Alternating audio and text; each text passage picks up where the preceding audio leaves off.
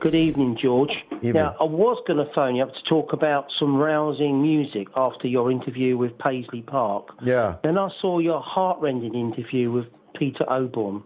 It was very heartrending, yeah.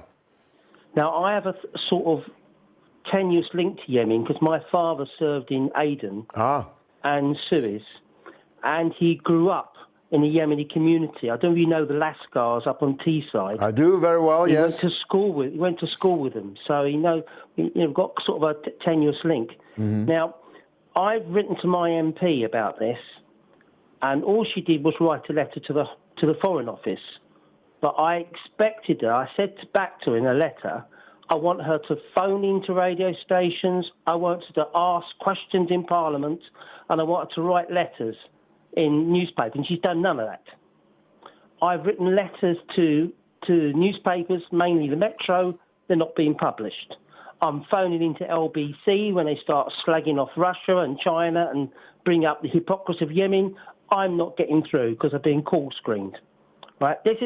I've emailed every religious group in the United Kingdom, including the Westminster Cathedral, the Catholic, the Church of England, the Sikhs, the Jewish border deputies. I only got one reply from the Salvation Army who said it's really something they're not involved in.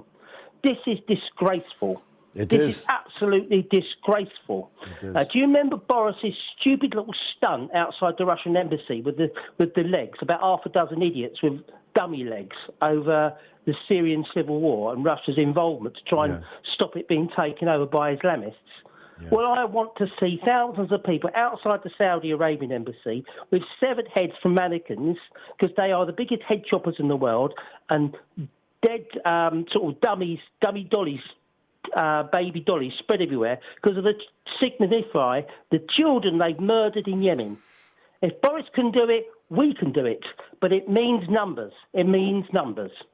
Well, you've rather made my point about the extent to which the political class and their media echo chamber are purposefully. It's not that they don't know about it. They know as much as you or I, Ian.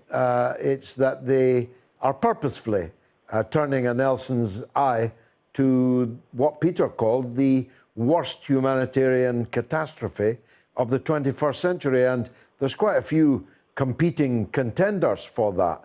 Ian, thanks for the call.